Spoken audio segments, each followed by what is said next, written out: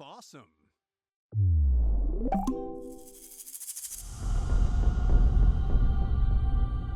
In the year 1213 BC, during Ramses' 67th reigning year, when he was around the age of 93, the exceptional long life of Pharaoh Ramses came to an end. The great pharaoh had lived his 3 gifted lifetimes. Some Egyptologists suggest that he may have eventually been 96 at the time of his death. He surely lived a long and prosperous life. The announcement of Ramses' death spread through the entire empire. An ostraca at Deir al-Medina tells us of the shock of the pharaoh's death in the village that would prepare his tomb. In this season of Akhet, on the 16th day, this day of coming by the chief of Magi, Horus Falcon, our Lord Ramses, king of Lower and Upper Egypt, Wusser Maetra, Setapenra, will go up to the field of his tomb soon. We stood still and grieved until day 26.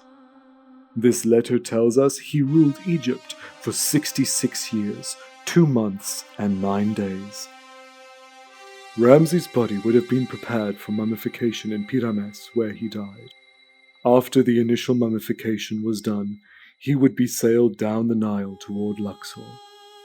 Along the way, the population came down to the river to see the pharaoh's final journey and to mourn for the only king many of them had known for generations. His death would have been a great shock to all. He did appear to be immortal. Ramses' mummified body arrived at the Ramesseum. In the temple, his son Merenptah and great royal wife, Bintanath, would take part in the final ceremonial rites of the king. Once Ramses' mummification process had been completed after the 70 days, his body was carried through the Ramesseum and processioned down past something quite unique to Ramses. The avenue of Anubis sphinxes, each protecting a small statue of the pharaoh. These same Anubis sphinxes that would have witnessed the burials of many of Ramses' past family. Now only one Anubis remains. I heard rumors that there is a second one that was relocated. I wanted to see just another Anubis that saw Ramses' funeral. Finally, I tracked it down to the French excavation house on the west bank of Luxor. After the procession passed the leader of the dead, the funeral procession would have walked toward the Valley of the Kings. The road would have been lined with many of the public coming to mourn their pharaoh. They would have cheered and cried and screamed, throwing sand over their heads as the sarcophagus passed. Before entering the valley, only a chosen few were allowed to continue on to the tomb. Arriving at the tomb, Merenptah, Ramses' son, and the now next pharaoh would perform the opening of the mouth ceremony with Bintanath. Ramses would be taken into the depths of his tomb. Candles would be lit around the sarcophagus. The granite lid would be sealed. Water would be poured onto a bed of seeds and soil to symbolize the rebirth as the god Osiris. The final prayer was said, and Ramses' tomb would be sealed for eternity. The greatest pharaoh who had ever lived had gone to the next life.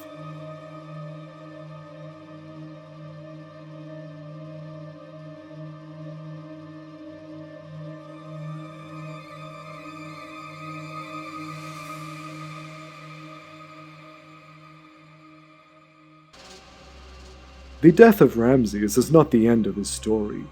Merenptah became the next pharaoh. However, the Ramesside dynasty would not survive long after the death of Ramses. The cause of creating as many heirs to the throne would ultimately be Ramses' downfall. Each family member believed that they had the right to rule Egypt. This led to decades of internal family fighting and eventually a civil war, ending with a great-granddaughter of Ramses being the final pharaoh of the 19th dynasty. Why do you think after Merempetah's death there was so much fighting between the family of Ramses to see who would become the next successor? Because there is no legal person after Menembetah. And this is why it's normal to see that the end of the new kingdom came with this Ramesside kings and ended by Dynasty 20th, the new kingdom. Yeah. And therefore it came after that, the intermediate period. Yeah. Then I really think that Ramses II as a very powerful king. No one really after him came to be a strong king like Ramses. And this is why the deterioration of the new kingdom ended with Dynasty 20th, with no king to bring stability to the country. The economy would now decline under the new pharaohs of the 20th dynasty. Eventually, priests would rival the power of the king, and tombs began to be looted for their array of valuable treasures. In the 21st dynasty, when the priests ruled in Luxor and the pharaohs ruled in the Delta, the priests had long been looting the royal tombs, including that of Ramses the Great. They stripped his tomb of all gold and valuables. A descendant of Ramses XI had become pharaoh, but exiled to the Delta. His name was Susanes. This Delta king is the one responsible for moving the major monuments from Pyramids to save them from the flood to the new city of Tanis. Susanes wanted to show his royal connections and his connection to Ramses the Great. Eventually, Ramses' mummy was taken out of his tomb in the Valley of the Kings by the priests. He was taken to a storage tomb where his body was rewrapped and tended to. 3 days later, he was moved to the royal cache, the tomb of the pharaoh priest Pendegem, in the hills above the temple of Hatshepsut, where he would remain sealed for over 3,000 years. But how do we know all of this? Because it was written on Ramses' own coffin. In 1881, the royal cache tomb was discovered with many of the pharaohs inside. Among them was Ramses II. The news of the discovery of Ramses was like an explosion across the world. The day his body was removed from the cache and loaded onto a boat destined for Cairo, thousands of people lined the Nile and cheered and mourned for the greatest pharaoh yet again.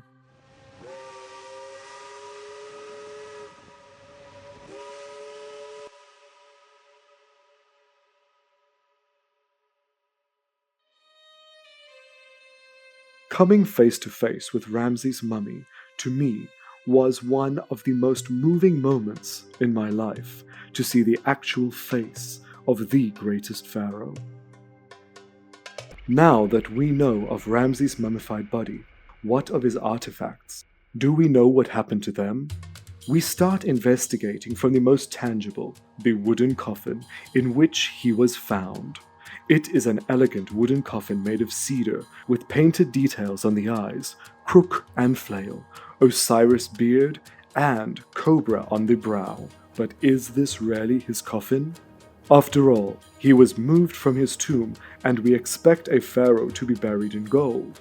If we look at the face, it does 100% match the younger statues of Ramses, even down to the slight smile of the mouth. Many have said it can't be his because it is too plain. On closer inspection, you can see that he once was covered in gold, as some flecks remain.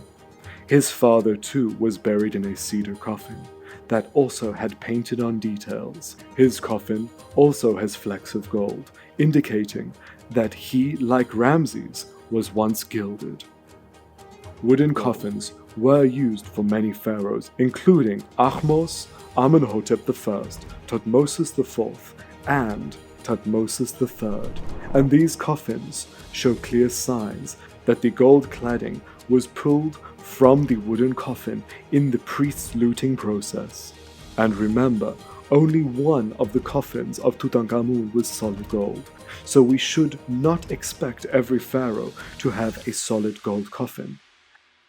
Often pharaohs have their outer coffins and they are made out of wood and covered in gold. Now, with Ramses II's, do we believe that this is his coffin? I think it's his coffin. I'm of the same. Yes, this is the coffin of Ramses II. But you have to understand, I'm always saying, look how Tutankhamun, who ruled Egypt for 10 years, and look how many objects were found in his tomb. 5,398 objects. The tomb of Ramses II, as I excavated, it is the largest and the longest tomb in the Valley of the Kings. Can you imagine how many artifacts could be there? And, of course, his throne, his coffin, could be more impressive than Tutankhamun. And this is why I really think that if the tomb of Ramses II was found completely intact, this could be the most impressive tomb in history. And this is why now I'm searching in the valley for the missing tombs of Amenhotep I, Thutmose II, Ramses VIII. Yeah. And also you have to understand that all the queens of Dynasty 18 were buried somewhere in the Valley of the Kings, and their tombs were not found. And this is why I'm hoping that one day in my excavation on the Valley of the Kings, I can discover an intact tomb to show how Egypt was rich. And also at the same time, I always say that the belief of the afterlife for the ancient Egyptian built Egypt. As for Ramses, the cedar wood would have a deeper meaning. At Karnak, Ramses had a battle of Seti depicted. The battle shows Seti going to war in Lebanon over trees. Wood was not as abundant in Egypt, and Lebanon was famous for its cedar trees. Seti conquered them, and we can see the pharaoh being given the rights to the cedar forests, which he had cut down and brought to Egypt. This was so important to Ramses that he had it shown in Egypt's most important temple. The wood meant a lot to Seti, and therefore wanting to respect his family and his father, the cedar wood would also have an importance to Ramses. The cedar had a connection to his family and the glory of his father. Therefore, family being important to Ramses meant having a cedar coffin was very symbolic. But what of the personal belongings and burial goods? Do we have any of those left? In his tomb, many Shabti figurines were found, some of limestone and others made of wood.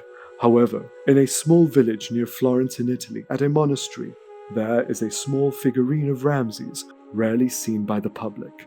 We do have some things that were found in his tomb. We have a Shabti of Ramses II in the form of Osiris, made out of wood, the same material that his sarcophagus was made out of.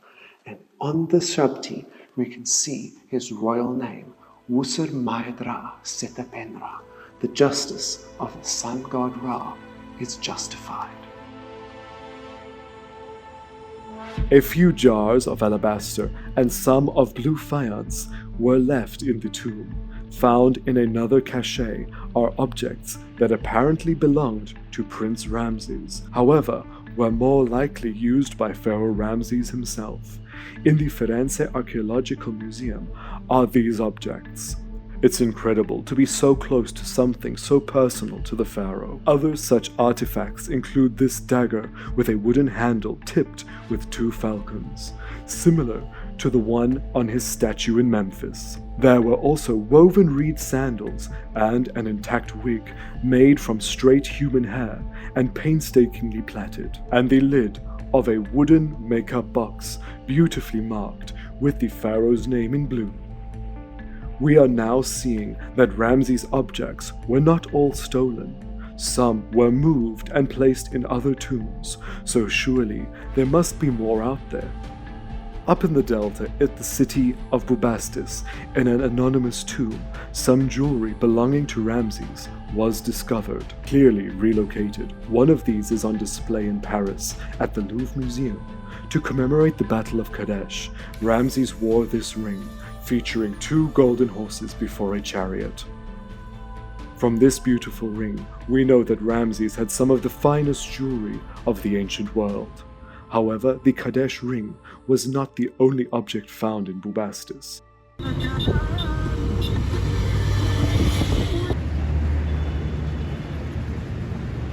Now housed at the Nemec Museum in Cairo are 2 exceptional bracelets of Ramses, and my personal favorite artifact, made from solid gold with a large lapis stone inlaid.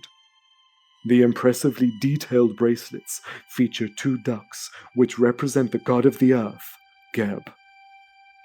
Ramses' name is on the side, and we know that Ramses would have worn these in his life before they were entombed with him and then relocated later. Also found in Bubastis was a beautiful silver jug decorated with scenes of Ramses hunting, topped with a golden gazelle. In 2024, in Abydos, during the renovation of a Coptic church, astonishingly, a fragment from Ramses' granite sarcophagus was discovered. Why was it there? It must have been part of the loot that the priests spread out. The sarcophagus must have been moved to Abydos. However, the spreading of Ramses' tomb artifacts spread much further, and many were found with the Delta kings of the 21st dynasty. The tomb of Pharaoh Osirkon was a ramshackle mashup of recycled blocks of Ramses from the city of Pyramus. The cartouche of Ramses II here, Woodside my Citadel.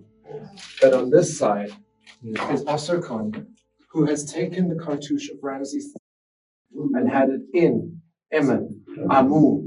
So you can see how the Libyan is trying to reaffirm that he's a royal, similar to Ramses II in his youth. Another tomb at Tanis, this time of Sheshonq III, had an ill-fitting granite sarcophagus lid that appears to have been altered. The name of Ramses II was on it. Could this be Ramses' sarcophagus lid? It wouldn't be impossible. This sarcophagus was taken from Thebes along with the sarcophagus of Merenptah and used here in Tanis for the burial of the Libyan pharaohs. In 1940, the tomb of Pharaoh Susanes was discovered. However, due to the outbreak of World War II, much of the tomb's contents were not fully investigated. We know that the granite sarcophagus of Ramses' successor, Merenptah, was taken out of his tomb and recycled by Susanes in his tomb in Tanis. So Ramses' granite sarcophagus lid may also be in Tanis. It is clear that these Tanite kings truly wanted to show their connection to the previous pharaohs like Ramses and took many of their objects. A glaring object found in Susanes' tomb was taken directly from Ramses' tomb, and many people overlook this. It is a bronze oven with the name of Ramses written on it, created in the year of his first jubilee. This oven has made me second-guess much of the objects in Susanes' tomb. I believe that they may have been taken from Ramses, but for me, the piece that rarely hints to being recycled from Ramses is the golden death mask of Susanes. Firstly, the style of the mask does not match other examples of death masks that we have from the 21st dynasty in Tanis. The other masks are all made from a very thick gold, with a face that was crafted separately and then affixed to a crafted headdress. Susanes' mask is made from a single piece of very thin gold, which has been hammered into shape. This style matches closely to other masks that we have from Ramses' reign, such as Khayyam Waset's mask. The shoulders have been rounded off. This is where the cartouche would be on the death mask, which has now been cut away. The back of the mask is even more obvious. The religious texts, which include the owner's name below the Neme's headcloth, has deliberately been cut off in a straight line. Comparing Susanes's mask with statuary of Ramses, it matches precisely. In my very own opinion, the mask that we look at today as Susanes was recycled from another pharaoh's burial, and that pharaoh is Ramses the Great. It is, however, mostly unfortunate that Ramses' tomb suffered from severe earthquakes and flooding over the millennia, leaving behind almost nothing. From what remains, the fineness of the carvings and attention to detail, we can imagine that Ramses' tomb would truly have been worthy of someone of his stature. The tomb once featured many religious imagery, as well as scenes of the pharaoh being greeted by many of the gods. In recent years, Dr. Zahi Hawass has been working on the restoration of the tomb. I'm meeting up with him in Italy to hear more about his findings. Okay, Curtis. Good to see you. Perfect. Thank you, Dr. You were very much involved in the Ramses II exhibition that's traveling the world. What do you think this exhibition will show, and what did you learn from creating it? No, I think this exhibit is very important because it tells the people about a great king, Ramses II, the king of the kings, who was really ruled for 66 years. And he was married to 8 wives, had 100 children. He ruled with his father. He built the tomb of his father. And also he was a warrior and a peacemaker. In the same time that this exhibit is telling the story of Ramses II, and also what's really amazing that the people who organize the exhibit are paying fund for the excavation and the conservation of the tomb that I did for the last few years. Yeah. And we found out it is the largest tomb in the Valley of the Kings. It's almost 700 feet long. We found many important scenes inside of Ramses II. And also what's good that he built this tomb in year 1 of his reign, because I found inside the tomb the first part of his cartouche, Usr Ma'atra, and the second part was little after the second year. Also, I'm looking now for the tunnel that may be connecting the tomb with the tomb of his sons, KV5. Wow. Okay.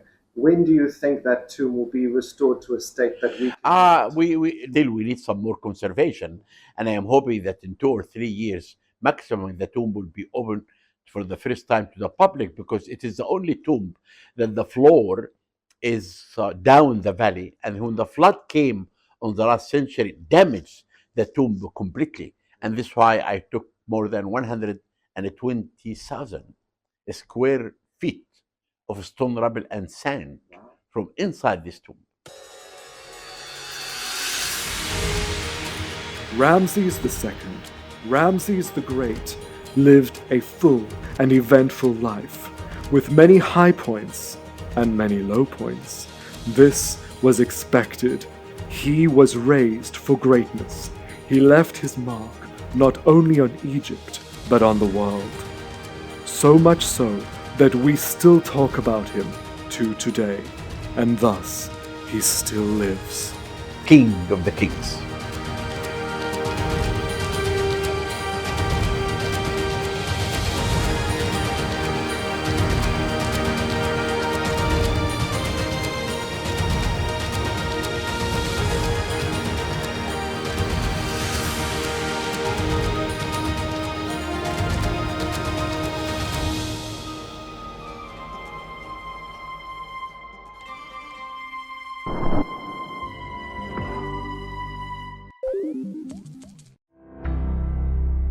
Unfawesome.